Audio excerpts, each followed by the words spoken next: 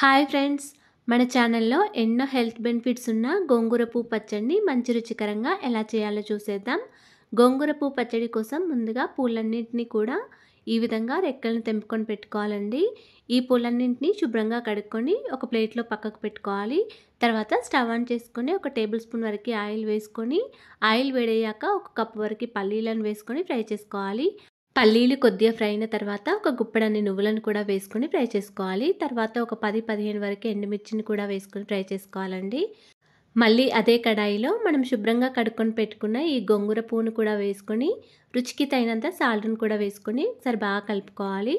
ఇది కొద్దిగా దగ్గరగా అయిన తర్వాత దీనిలో కొంచెం చింతపండును వేసుకోండి. ఒకసారి బాగా కలుపుకొని కొద్దిసేపటి వరకే ఇలా దగ్గరగా అయిపోతుంది. తర్వాత స్టవ్ ఆఫ్ చేసుకోండి. ఇప్పుడు మిక్సీ జార్లో వేసుకున్న పల్లీలు నువ్వులతో పాటు ఒక 10 వరకు వెల్లుల్లి రెబ్బలు, 1 టీ స్పూన్ వరకు జీలకర్ర వేసుకొని మెత్తగా గ్రైండ్ చేసుకోండి. తర్వాత మనం ఫ్రై చేసుకొని పెట్టుకున్న గోంగూర పువ్వును కూడా వేసుకొని మెత్తగా గ్రైండ్ చేసుకోండి. ఇప్పుడు ఈ పచ్చడిని మొత్తం ఒక గిన్నెలో వేసుకోండి.